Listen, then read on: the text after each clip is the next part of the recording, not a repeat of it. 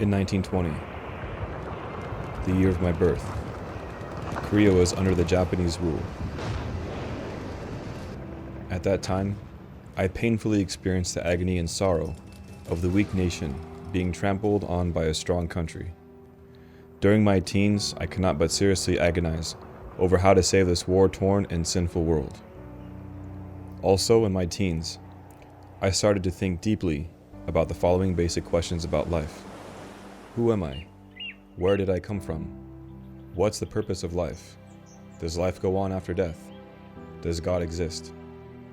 Is God omnipotent, or is he just incompetent?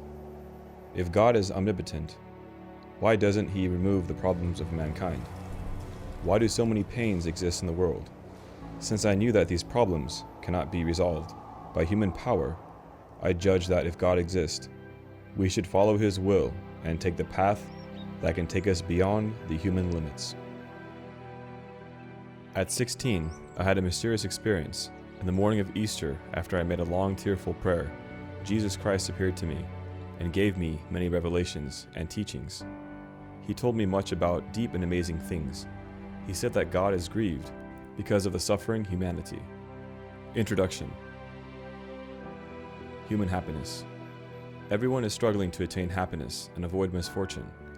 How then does happiness arise? People feel joy when their desires are fulfilled. Human contradiction and the fall.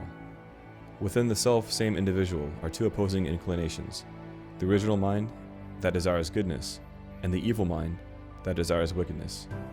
They are engaged in a fierce battle, striving to accomplish two conflicting purposes. Human ignorance.